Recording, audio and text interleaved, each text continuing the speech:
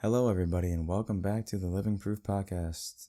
I'm Landon, and I'm here by myself today because I'm going to be talking about something that I don't usually talk about in front of other people. It's not that I'm uncomfortable, I guess. It's just I'd rather talk about this in private. And it's just, I don't know. Didn't have time to meet with anybody this week. So, today we are going to be talking about lust. And I know lust is a difficult topic for a lot of Christians because it's embarrassing to admit to your faults. Not only that, but to say, yes, I'm flawed and I struggle in this way. Like, lust is shamed upon and praised kind of in our society. I think it's a really weird thing to talk about when you go to college, for example, and people are like, oh, I slept with that girl last night, or hey, do you want to come back to my place, type of thing. It's very normalized, and when you're in that environment 24/7, you're going to think, oh, yeah, I kind of want to do that kind of stuff, but it's not worth it. It's not what we're called to do anyway. So every episode, I want to start with a little bit of scripture, and today I have one of my favorite books of the Bible, Job 31, verses 1 through 4. I made a covenant with my eyes not to look lustfully at a young woman. For what is our lot from God above, our heritage from the Almighty on high? Is it not ruin for the wicked, disaster for those who do wrong? Does he not see my ways and count my every step? So it's like, Job, if you don't know, if anyone doesn't know, Job was a very faithful man to the Lord, and Satan one day came to the Lord and asked and said that Job was not going to be faithful if you took this away from him, took that away from him, took his life, or not his life, took his family, took his livestock, took his belongings. And so God said, all right, you can test him. And so his family died, his possessions died, his cattle died, his belongings got destroyed, and he was left with nothing. And all his friends tried to talk to him and tell him that, oh, it's because you did this and this and that. And Job was questioning, like, hey, why did this happen to me, God? Why in the world am I suffering through all this? And God pretty much answered him saying, I am the Lord. I've created all these things. Do you know how I've created these things? Do you know where the stars are in the sky? Do you know how many hairs are on your head, type of thing? And so Job was like, okay, I understand you're God, and I'll praise you. And so he was blessed twofold with all his stuff. But that's besides the point. What I'm trying to get at is, in this passage, Job made a covenant with his eyes not to look at another woman lustfully. And he's saying that that path leads to disaster, and it's for the wicked. And it's very easy to go about and look at women lustfully, and I'm a victim of it. Many other men are a victim of it. Even women are a victim of it to men. Not often talked about, but men are victims too. Don't want to talk into that. But anyway, what I wanted to talk about today was pretty much my experience with lust and some things that I think would help get over it. So, lusting and all this stuff started for me when I was 13? And I don't like talking about this with people, but it's something that should be talked about. So I don't know how I got introduced to it, but eventually started watching, and it got to a point where it was really bad. No one would ever know. People would joke about it in class, be like, oh, you watch this and this and that. Like, not in class, but like around. Friends would joke. You know how friends, middle school guys are. And a lot of the time I would just laugh along and be like, haha, yeah, so funny. But deep down I was like, I kind of applied to that group. It didn't really sit right with me. And so I had to suffer with that for a long time. And then in 8th grade, I did something to my friend that I truthfully do regret, and treated her lustfully like she was an object. And I tried to play it off as a joke. It was really, really stupid of me. And it kind of ended the thing that I was in for a year. And yeah, it was very not good. And that had a pattern continued throughout ninth grade, and then COVID was the worst. COVID was such a bad time for me because I had no physical interaction. And when you have no physical interaction, not even like touching people, I mean, like, I didn't see people. So it was the worst for me. I had no control over myself.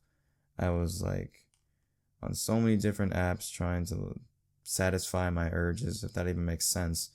And it got to a point where I couldn't even be off my phone for like, what, 5-10 minutes without just, like, my brain started to hurt. Like, I was like, oh my goodness, I'm so bored, I need to go do something. But then the more I did it, the more that feeling translated into what I was doing. So every time I get on those apps, text a bunch of girls for no reason whatsoever, it got to a point where I would start like beating myself up for it over and over and over again. I'd be like, hey, why are you doing this? This is not how God raised you. And it wasn't until I went back to school that I actually stopped most of that.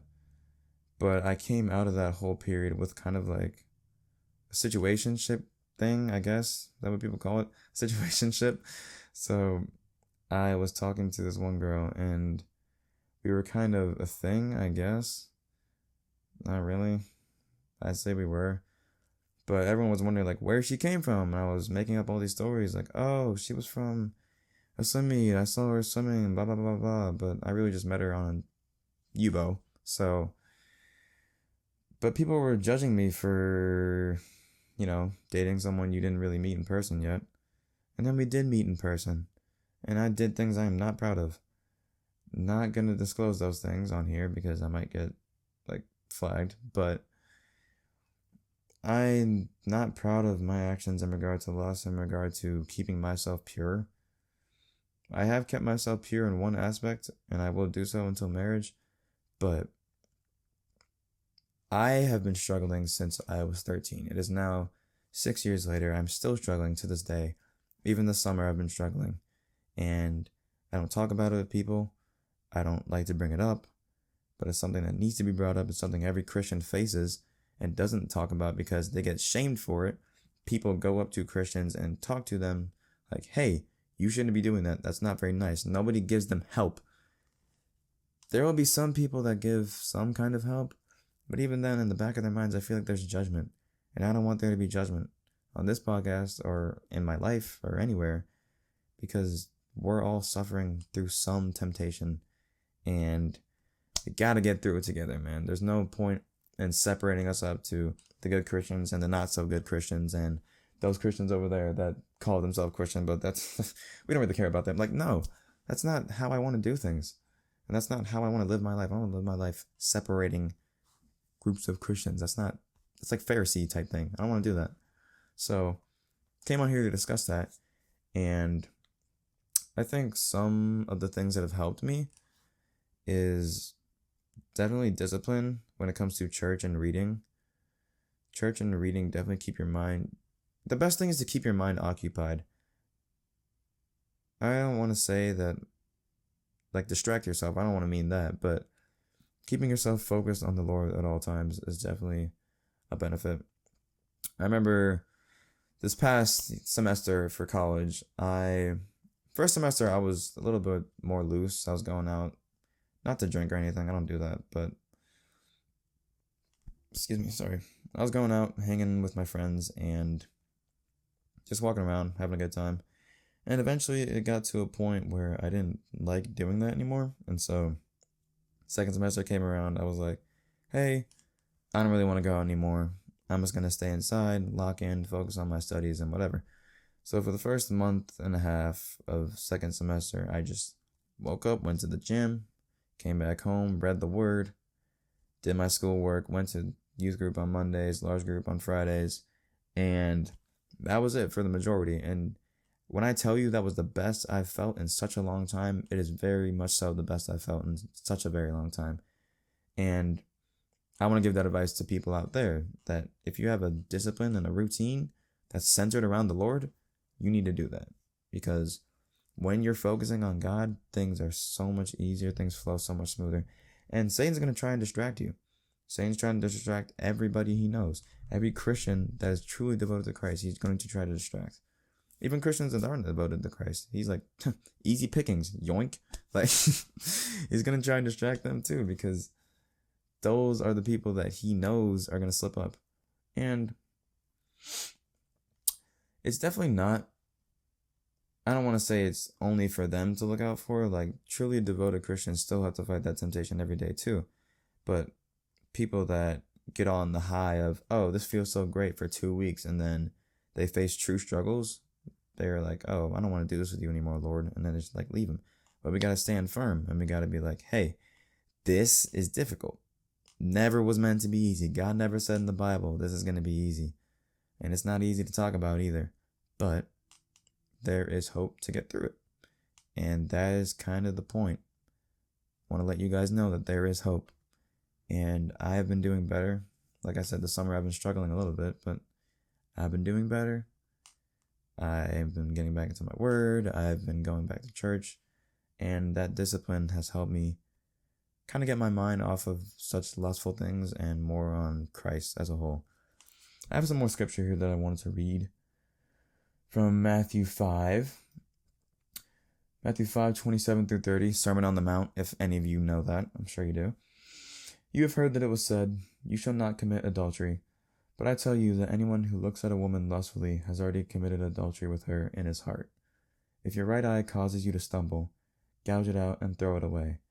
It is better for you to lose one part of your body than for your whole body to be thrown into hell. And if your right hand causes you to stumble, cut it off and throw it away. It is better for you to lose one part of your body than for your whole body to go into hell.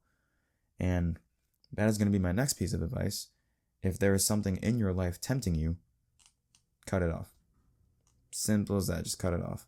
And I say simple, it's really not simple. I've been struggling to cut some people off and some things off for a very, very, very, very, very, very, very long time. But I've been getting better at it. Part of me is like, oh, I feel bad for cutting these people off or cutting these things off. But at the same time, they're not there for your best interest. If they wanted your best interest, they would lead you away from lust into the Lord. Let's be real. If some girl in your life is trying to get you in her bed every single day, instead of get you in the church every Sunday and get you in the Word every day, then you shouldn't feel bad about cutting that off, because they're not going to help your life, and they're not really helping theirs. I think one of the things I've struggled with the most is knowing when to leave and knowing when to stick around and trying to help them find the Lord. Part of my personality, I always like helping people out and trying my best to, in a sense, guide them to the Lord. I've had to learn the hard way that it's not your job to bring someone to Christ. You can show them that Christ exists in their life, but it's not your job to lead them down that path. That's Christ. Christ leads them down their own path, and that's their own relationship with Him. So you're not trying to be their shepherd in a sense, because the Lord is the true shepherd, 1, and 2, they should know by the way you live. If they really want to stay in your life, then they can simply observe you. You don't have to talk to them. You can still be cool with them. Don't block them, cut them off, and be mean to them. But they should know that Christ exists based on the way you live. You don't have to be directly interacting with them, because that'll lead you to temptation, and that'll lead them back into the path that they've been in before. Nobody wants that. I don't want it. They don't want it. Well, they shouldn't. They shouldn't want it. Sometimes they do, but that's exactly why we need to live in a way that's according to Christ. Live in a way that coincides with the Lord. God never entertained it. He would go up to people, say, follow me. If you're willing, take up your cross, leave everything behind and follow me. That's what He said. He didn't say, I'm going to stick around, walk with you on your path, and then come with me. He said, if you want to be with me, drop everything right now, pick up that cross, and follow me. God's not following us. He's with us. He's not following us, though. He's waiting for us to make that decision to come onto His path, because His path is narrow. But it is worth it. I will say it is very, very, very worth it. Another thing, Cutting people off may seem like a jerk move, but it's really for your benefit. I'm saying it now. If you're really debating, if you're teetering on the edge, thinking about doing it, you probably need to do it. And if you're hesitating, you probably need to do it. I know I hesitate, and I probably need to do it, but it's very easy to meander around and say, oh, I'll do it tomorrow, or I'll do it later, or I'll do it whenever. God definitely doesn't want us to do it whenever, and that's the issue, because I don't think he wants us to wait around. We wait too long, that fateful day comes, the trumpets blow, and God will say, depart from you, I never knew you. Not trying to fearmonger anybody, but we only have so much time on this earth to pick up our cross and follow the Lord. So why wait around and play with the devil instead of committing today, disciplining yourself today, and following God? And that's advice I myself need to take as well. I'm no saint. I'm not the most perfect person on the planet by far. And I have a lot more dirt than a lot of people know. There's a few close friends that know me and know I've been through stuff and know that I suffer with stuff. But for the most part, a lot of people don't know the struggles I go through. And that's because I don't talk about them. I don't voice them. Today's the first time I'm voicing that I have struggled with lust for the past 6 years. I'm sure people can guess that, but you're not going to know that just from looking at me. I feel like a happy guy. Like, no, happy-go-lucky. What was me? Life is so great. No, I've been struggling for a while. And it rubs off on my demeanor. Sometimes, if you've ever seen me be negative for no reason at all, and then I say, oh, it's nothing, I'm fine, and I act happy to the next person I interact with, it's probably because of a struggle spiritually that I had the day before, or the past week, or something like that. A lot of my spiritual struggles influence the way that I interact with people. It's not just for no reason. And that's why I'm encouraging people to cut off the people they need to cut off and focus on the Lord, because whether you realize it or not, it seeps into the rest of your life. If you're struggling spiritually, if you're teetering on the edge and one side or the other, Christ also says that you can't have your milk lukewarm. You gotta either have it hot or cold. Lukewarm Christians, definitely something I'm going to talk about in the future. But you cannot be in the middle. Making no decision is technically making a decision. If you're driving a car and you're going straight and someone tells you to go right, if you don't decide to go right, what are you deciding to do? Go straight. So it's like you're living for the world, living in the world, deciding whether or not to go to Christ. And if you decide to not go to Christ, you're then deciding to stay in the world. So you're picking your side, even if you're lukewarm. Anyway, topic for another day. I don't want to dive too much into that. Another verse that I have, which I really love, is 2 Timothy 2:22. Run from anything that stimulates youthful lusts. Instead, pursue righteous living, faithfulness, love, and peace. Enjoy the companionship of those who call on the Lord with pure hearts. And that's another thing I want to talk about. Company. The people you are around will influence you whether you realize it or not. Another thing, first semester I was hanging around. They're still my friend group to this day. Love them, appreciate them, nothing wrong with them. But didn't go to church with them, didn't go to youth group with them, didn't really read the word with them. And it's not that I would say they were hindering me, because they weren't. I was actively making that choice to do that. But at a certain point, I was like, I also need to hang out with people that will bolster my faith and convince me to go to church and go to youth group and large group and all those things. And I hung out with both groups. Now, dabbling in both groups is not something it is something I'd recommend, but know who you should be around is what I'm trying to say. If you want to hang around a group that goes out every weekend, gets blackout drunk, and wakes up the next day acting like everything is fine, I wouldn't recommend it. Be my guest, but I would not recommend it, because you hang out with them, you'll not only start to feel bad about yourself, you'll feel bad for them, and you'll feel bad because you're not doing anything about it. That's how I felt, and that's why I stopped going out. I don't want to associate myself with all those people that are lost in the world And whether it seems like it or not, seeing all those people, it does not do you well.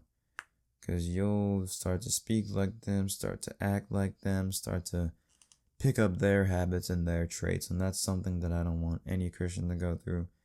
Because it's not even backpedaling, it's just distracting yourself with so much surround sound that you can't focus on the voice from Christ saying, come back to me, please come back to me.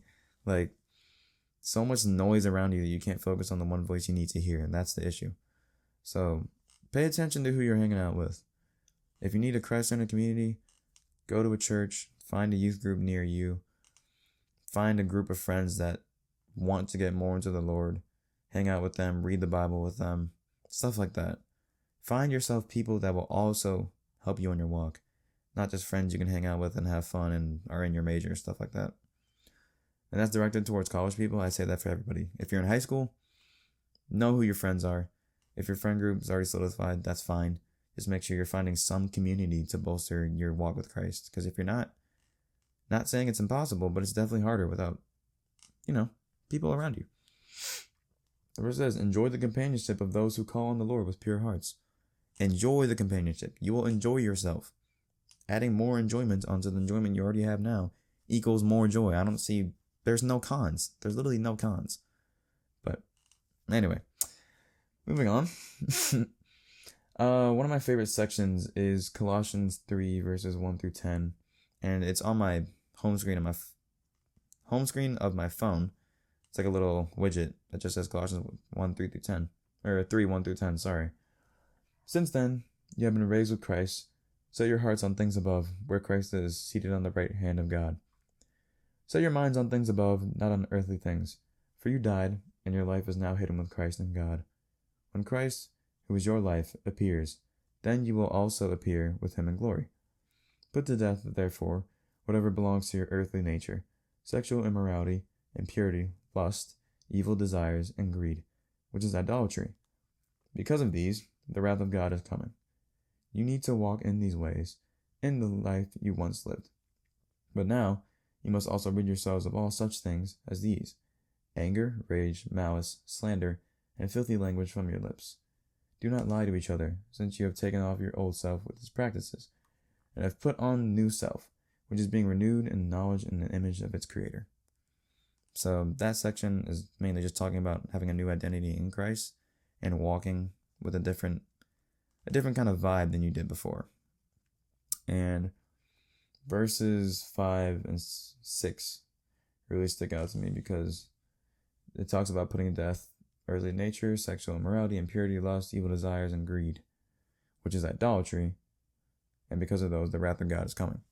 So all those things we have to put off. And I think it's easy to put off some evil desires. Some greed is one that we struggle with as well. That'll probably be a different episode because money, man. I hear a lot of people talking about money nowadays, and this summer I've been more content with not having that much money. Like, I have enough to be substantial where I am right now, and that's all I need. I don't need to get more. Like I was last summer, I was crazy for money. But again, topic for another day. So, putting off lust. How do we put off lust? First things first, I think definitely what will help me is, not speaking about it. Because in later verses, it talks about you must remove all filthy language from your lips. It's easy to, especially with the song. I know everyone's heard Tinashe's song. Is that how you say her name, Tinashe? Nasty. Like, you're literally saying, I've been a nasty girl, and is somebody going to match my freak? Whether or not you believe those lyrics, or whether or not you associate with that, I don't know.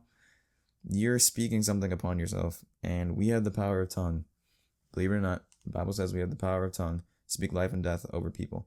So if you're going to speak that over yourself, more or less something's going to happen, or more or less you're going to embody that kind of mindset. And it's not the best, I would say. There's so many songs nowadays. Songs are definitely one thing, but so many songs nowadays just about like sex and lust. And I find myself liking instrumentals to those songs, but I listen to the lyrics and there is absolutely no substance. An artist that immediately comes to mind is Sexy Red. Nothing about her lyrics has any substance whatsoever, yet so many people like her songs. Pound Town and whatever, it just doesn't make any sense to me, because you're speaking so much profane and vulgar language over yourself without even realizing it, and then you're gonna go and say, oh yeah, it's just a song, dude. No, it's not just a song. People that think it's just a song say, oh, it's just an action. Oh, it's just one night. You hang with a girl one night, you just get tempted to lust, and then boom, you'll regret it for I don't even know how long. It's just the little things you need to take to discipline yourself, and I think it starts with what comes out of your mouth. If you speak positive things, if you speak godly things, godly thoughts will radiate in your head, and when it comes into your head, goes out of your mouth, it seeps into your heart. Wrong side. Seeps into your heart, and then you will know what it's like to have the peace of Christ. Not the purity of Christ, because we will never be as pure as him, but a close similar scale to what it's like to think more holy and more godly. And I think that's something we can all use. A little bit more nicer speech, a little bit less profane speech. I'm not going to talk about cursing. Cursing's kind of tied into it, but that's more on the lines of like just watching your mouth in general and having a holy mindset. But I just think lust itself sometimes stems from our talk and our messaging people. So if we tie that down a little bit, have a little bit more restraint in our words and what we listen to and what comes out of our mouths, it'll be a little I can't speak. It'll be a little easier to put off lust. And I think that's definitely something that helps. Another thing that helps is having someone to hold you accountable to put off those things. There have been times when I've been with my roommate and we're just talking in the middle of the night, hanging out, whatever. And I'll tell him, oh, I'm never doing this again. I'm never seeing this person again. And he'll start laughing because more often than not, I tend to fall into the habit of wanting to see that person or see that thing or entertain that lust again. And every time I do it, don't like it, say I'm never going to do it again, and then fall right back into it. But he's always there to remind me, to reason with me, to tell me not to do it. I still end up doing it anyway. But that's an issue on my part, not his part. He's doing the right thing by keeping me accountable and trying to tell me, hey, don't do that. And my other friend, good friend Daniel Burko, he also holds me accountable. I can't speak. He also holds me accountable and keeps me focused for the most part. We talk about stupid stuff all the time, yeah, but when I need him to keep me in check and give me advice, he's there. When I need him to tell me what I want to hear, or what I need to hear, not what I want to hear, he's there. And that's something every person needs that in their life. They need someone that'll tell them what they need to hear, not just for life, but in regard to Christ. Because a lot of times people say, oh yeah, that's fine. That's not a sin. God doesn't care. He'll forgive you anyway. No, he will not forgive you anyway. If you keep abusing his grace and his mercy, he will not forgive you anyway. And lust is definitely tied into that, because a lot of people abuse that in college.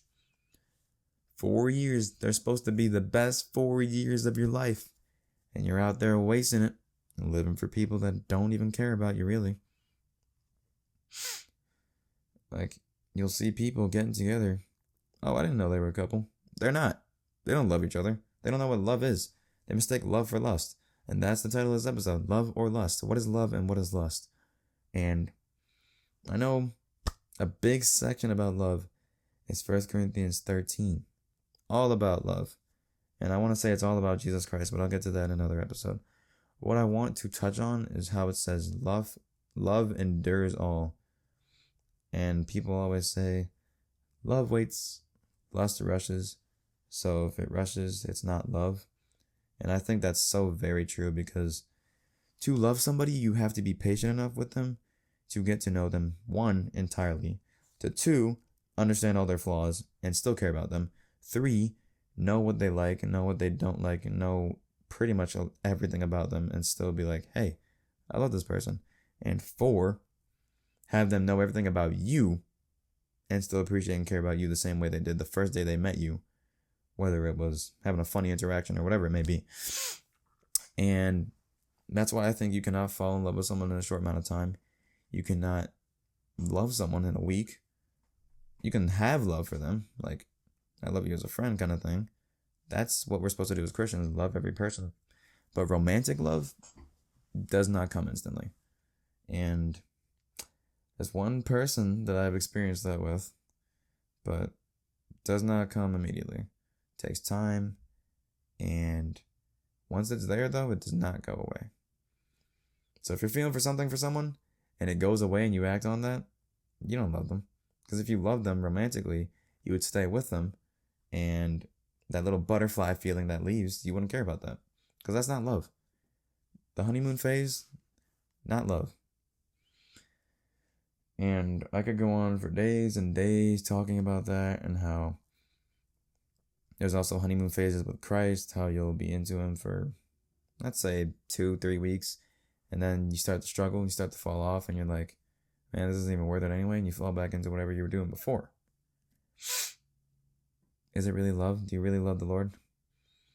Because if you love the Lord, you'd be patient with him as he's patient with us. Love is patient.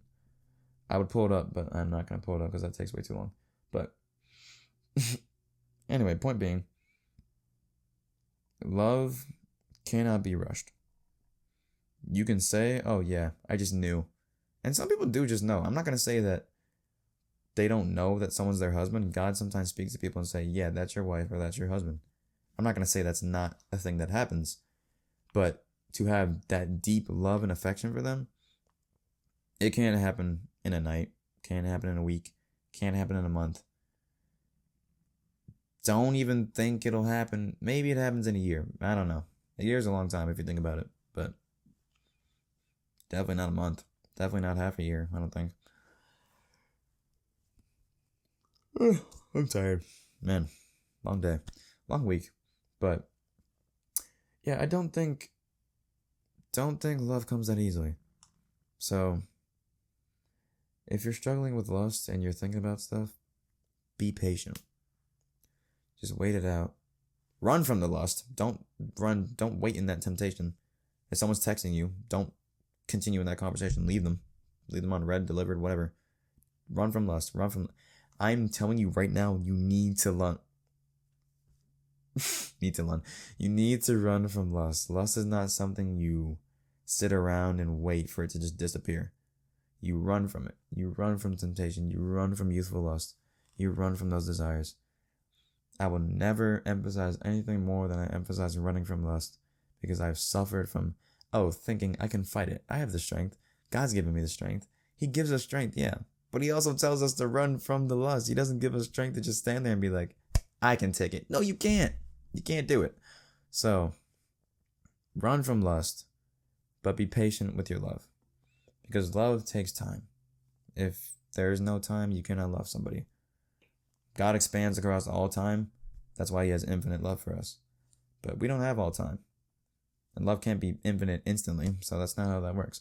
But take your time, be patient, and trust the Lord. And things will usually work out fine. You try to rush things, you try to go at your own pace, you disregard God's plan. Proverbs 16:3. Everyone has their own plans, but the Lord determines their steps. The Lord determines your path. So don't try and rush anything on your own. It's bound to fail. Already bound to fail. But, yeah. That's all I have for this episode. I just wanted to emphasize and get that out there. I struggle with lust. Everyone struggles with lust. Don't mistake it for love, please. I beg everybody, do not mistake it for love, because it's a choice that is hard to discern from, but a choice that is well needed in everyone's life. So, that's about it. See you guys next week.